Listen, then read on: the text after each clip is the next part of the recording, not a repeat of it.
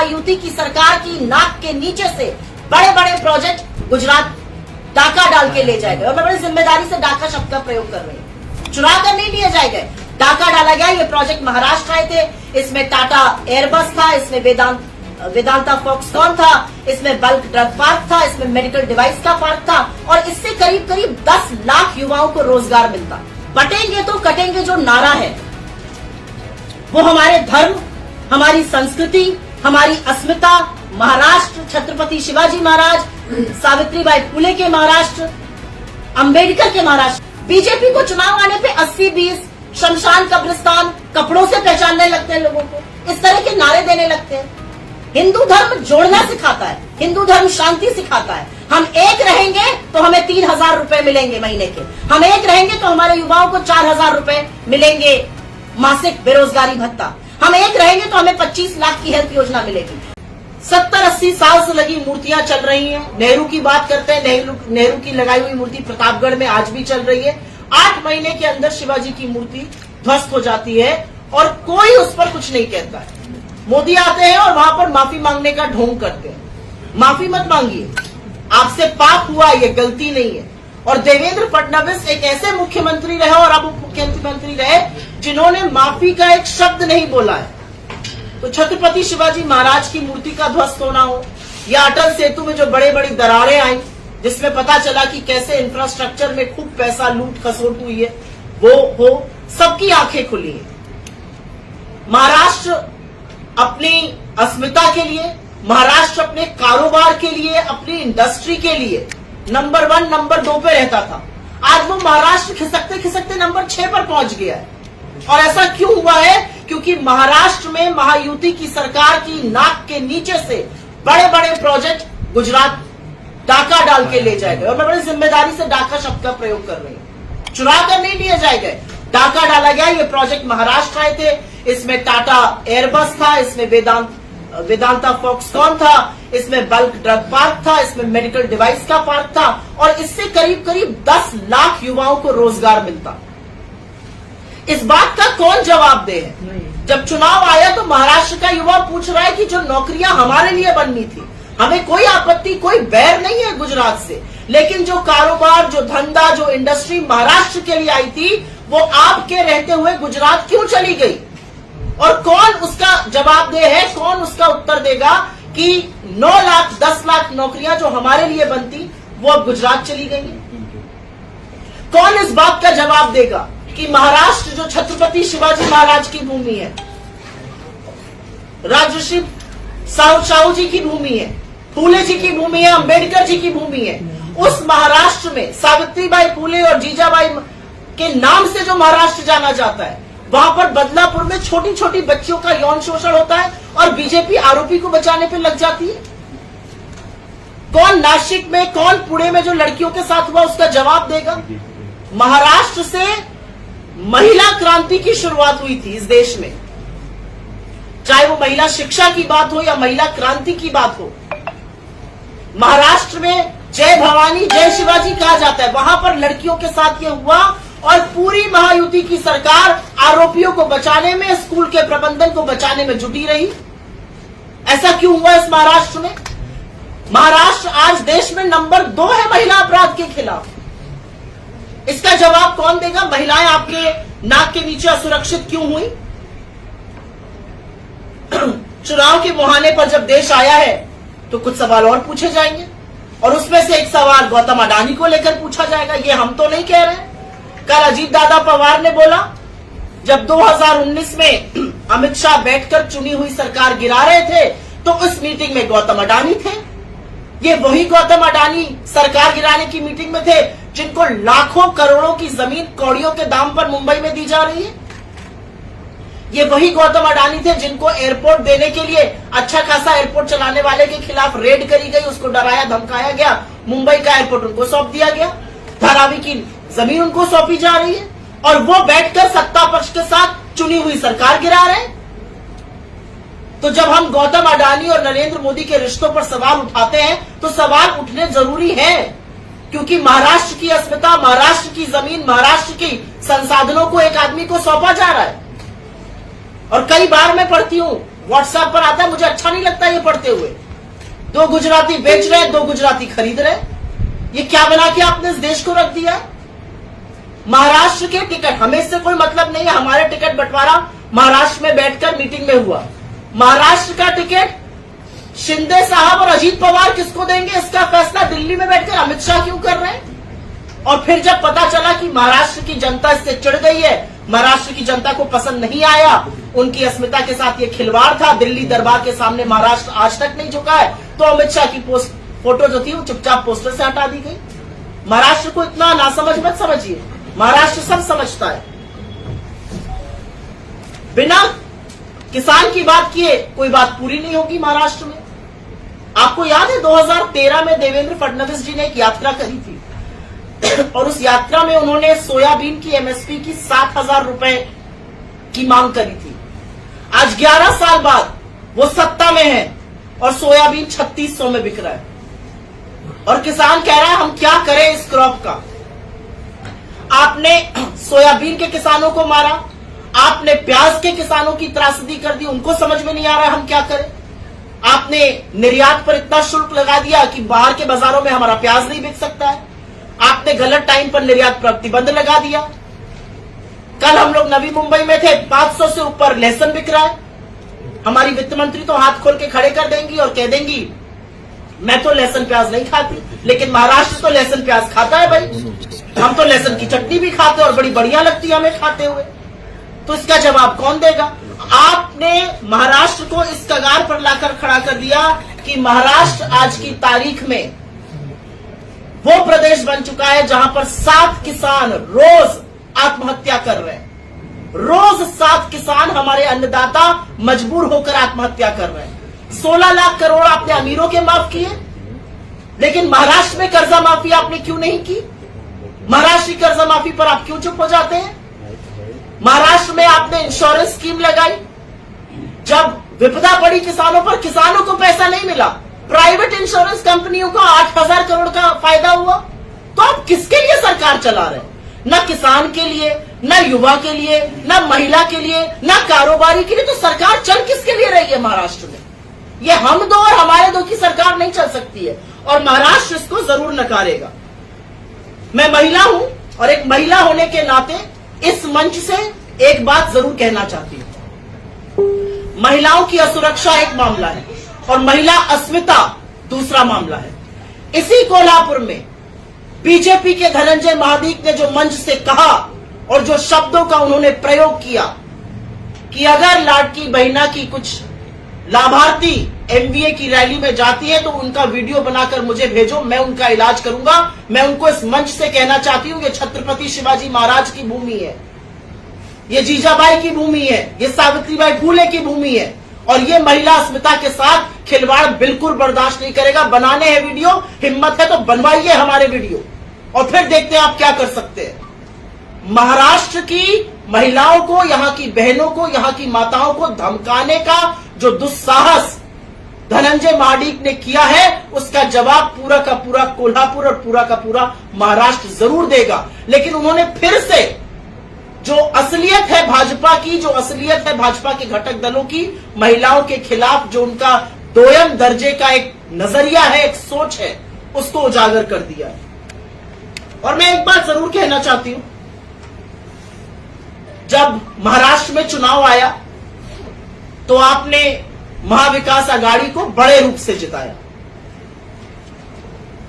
BJP की करीब, उनके घटक दल की करीब 25 सीटें वो हारे, 28 सीटें हमारे घटक दल ने जीती। कांग्रेस सबसे बड़ी पार्टी के रूप में उभरी और ये इसलिए हुआ क्योंकि महाराष्ट्र की जनता सजग है और सबसे ज्यादा सजग वो इस देश के संविधान को लेकर है।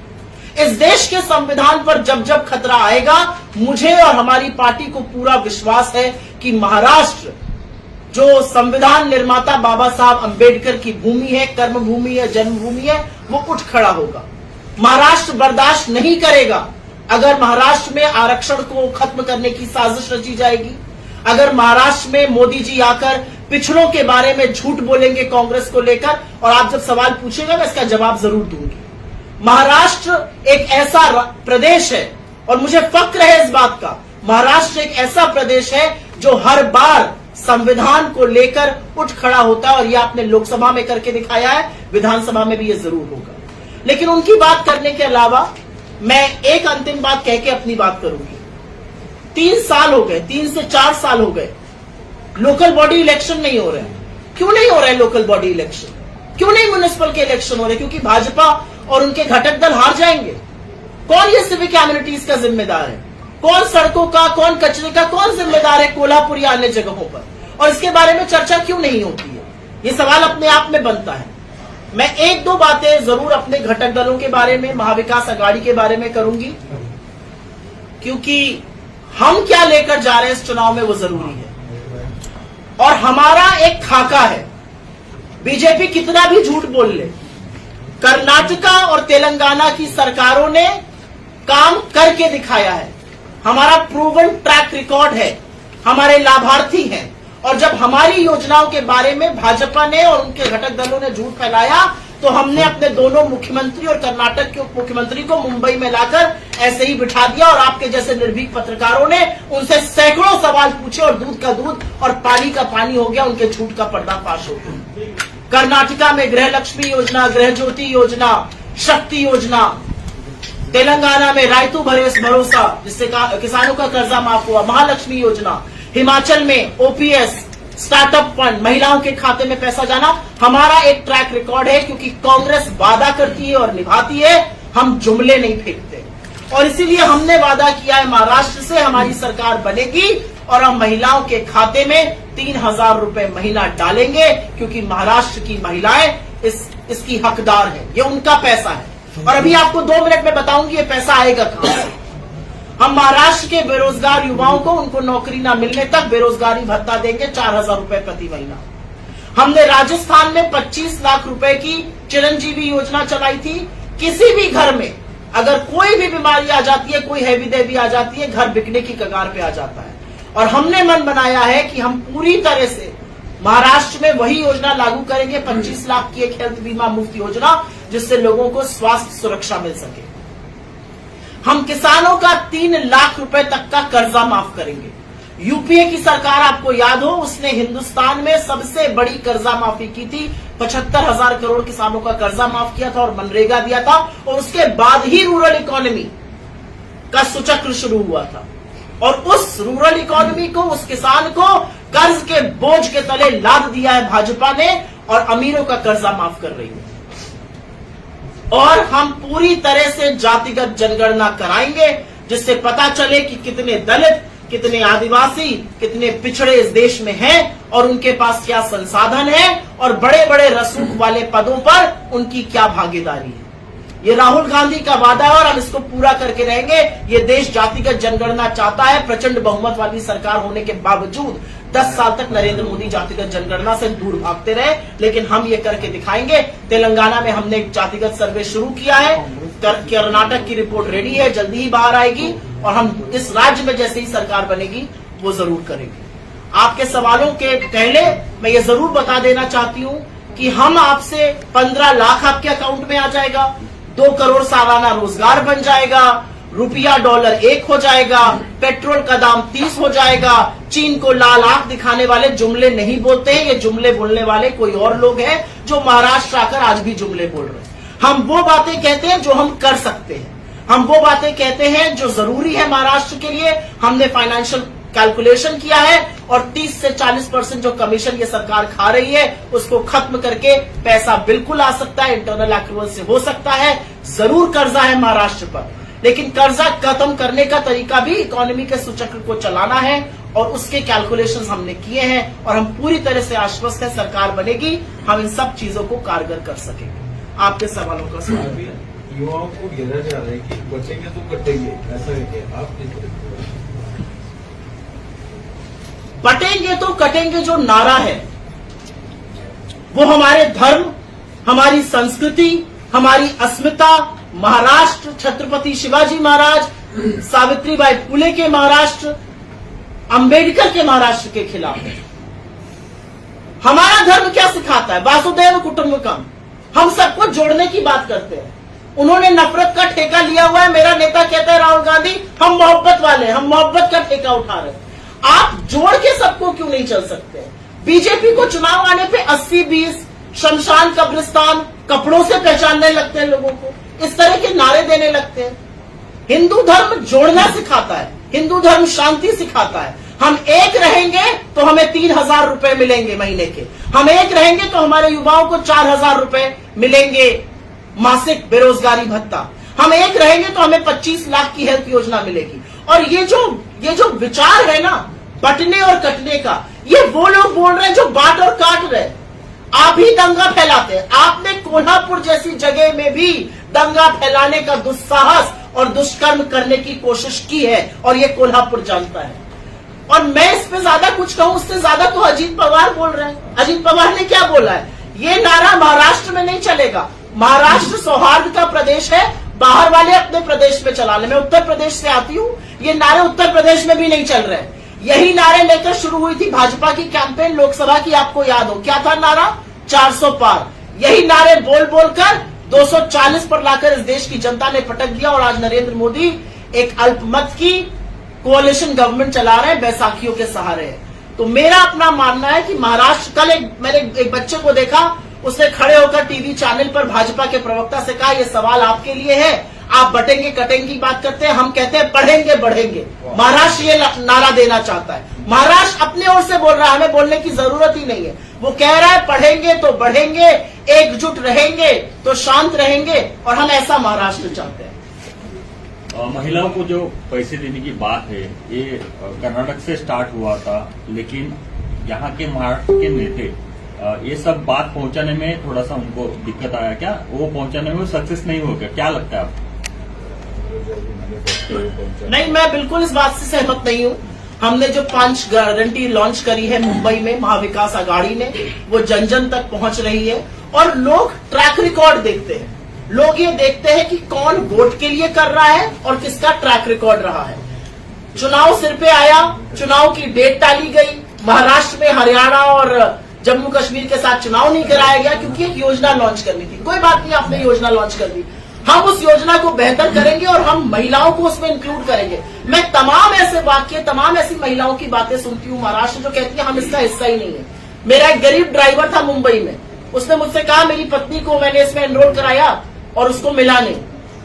ऐसे तमाम लोग मुझे मिलते हैं। तो हम जिस योजना की बात कर रहे हैं 3,000 रुपए प्रति माह की, वो जन जन तक जा रही है। हम उसको और पहले तरीके से नीचे तक पहुंचाएंगे।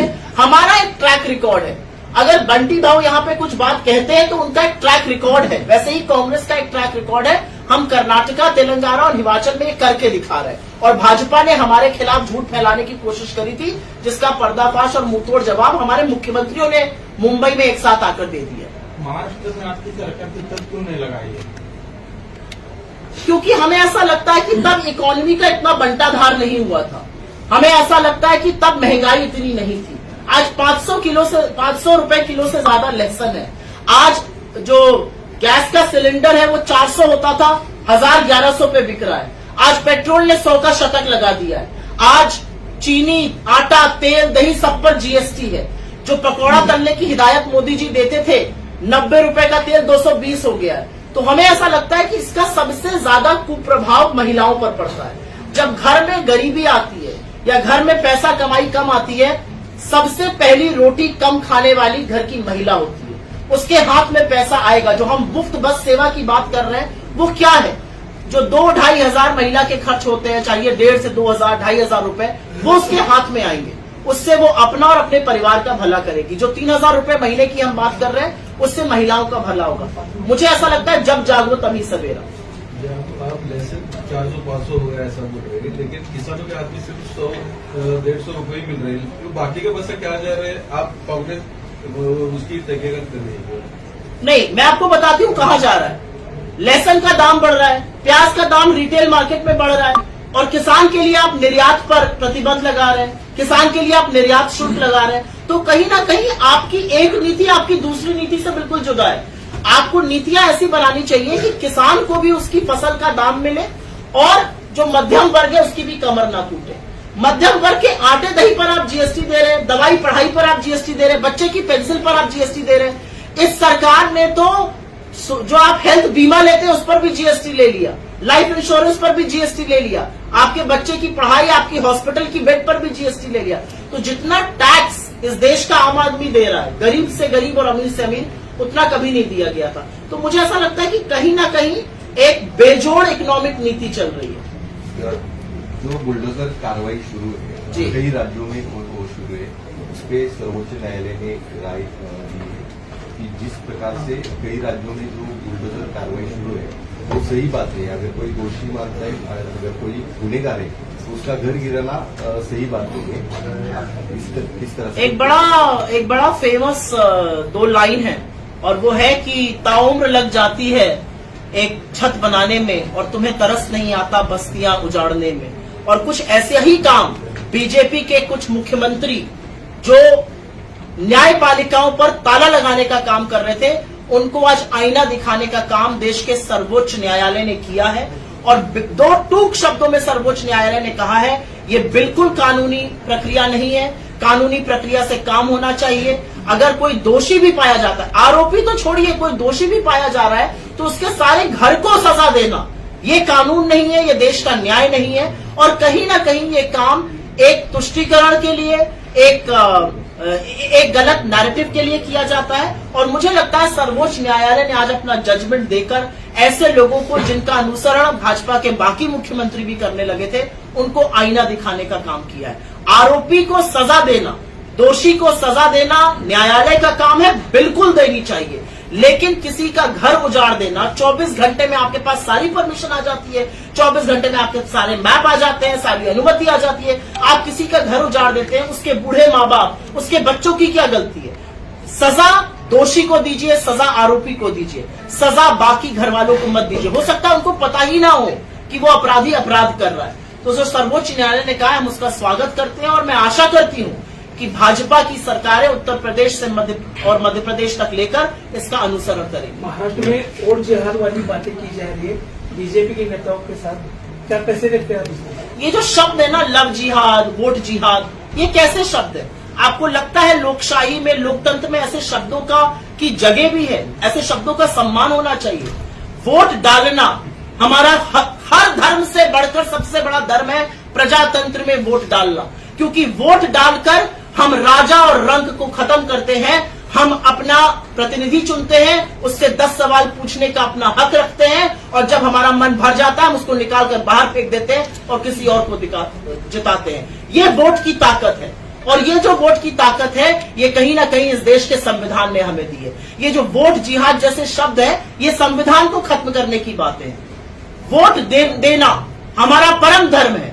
वोट देने से आप इस देश के सत्ता के, आप इस देश की लोकशाही के भागीदार बनते हैं, और वोट देना परम धर्म है। अगर कोई उसके बारे में कुछ भी कहता है, हमें कोई फर्क नहीं पड़ता है। ये वही तुष्टीकरण की राजनीति है जो बटेंगे कटेंगे की बात करते हैं, लेकिन आपके बच्चों के भविष्य की बात नहीं करेंगे। इन बातों से महाराष्ट्र की जनता का क्या लेना देना है?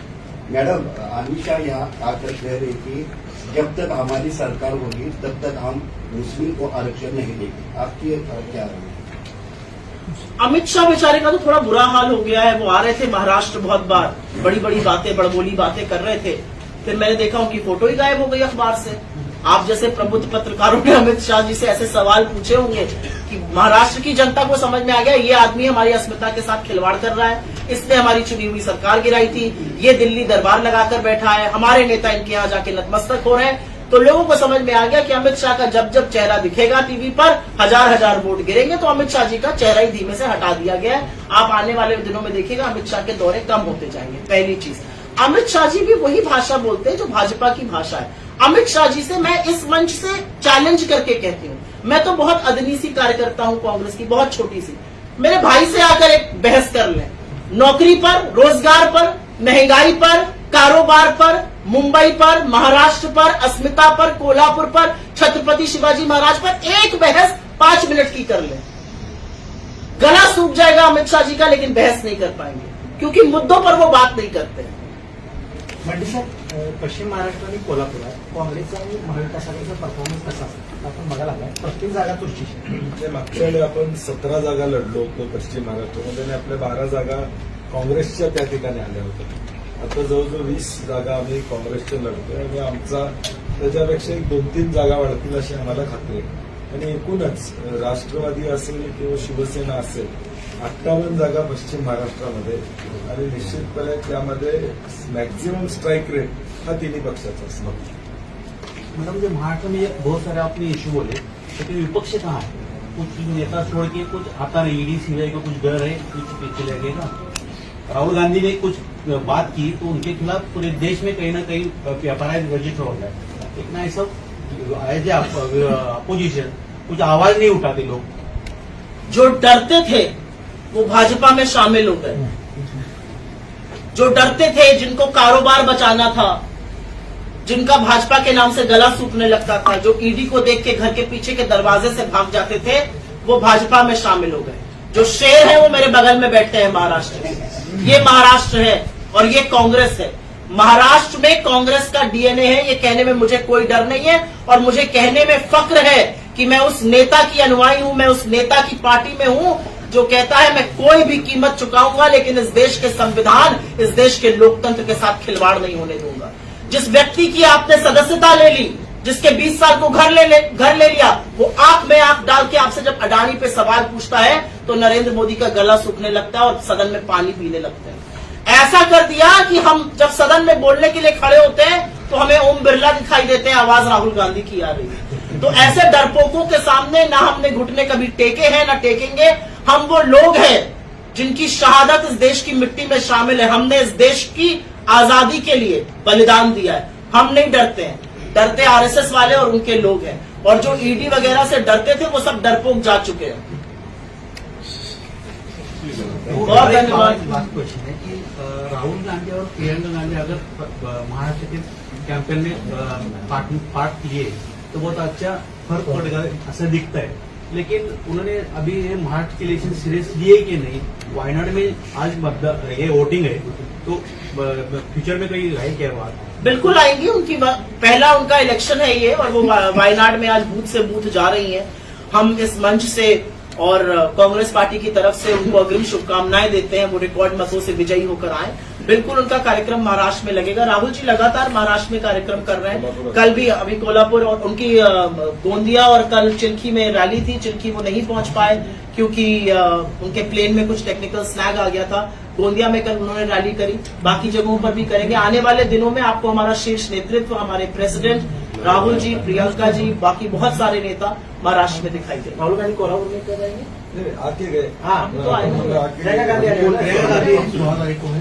जब प्रोग्राम फाइनल हो जाएगा तो आपके साथ शेयर करेंगे. इनसे कोल्हापुरातलं कशा पद्धतीने 75 रैलियां होंगी इस राज्य में. खरगे साहब की, राहुल जी की, प्रियंका जी की, सचिन पायलट जी, कन्हैया कुमार जी, सब पूरे आ रहे हैं. अभी सुप्रिया जी यहाँ पे आए. ऐसे 75 रैलियां ऐसी महाराष्ट्र में अगले 6 महीने. देखिए, महाराष्ट्र की अग्रिम हार नरेंद्र मोदी भाग चुके हैं. पहली बार 11 साल में चुनाव के बीच देश छोड़ के 16 तारीख को जा रहे हैं क्योंकि हार का ठीकरा अपने सर पर नहीं फोड़ना चाहते हैं. साइन देखिए क्या क्या दिख रहे हैं. तो महाराष्ट्र की जनता ने मन बना लिया है. हार के लिए जेपी नड्डा है. जब तो टीवी पर उनका चेहरा आ जाएगा तो आप समझ जाएंगे तो आज जीतने और हारने वाले हैं. बहुत धन्यवाद आप लोगों को.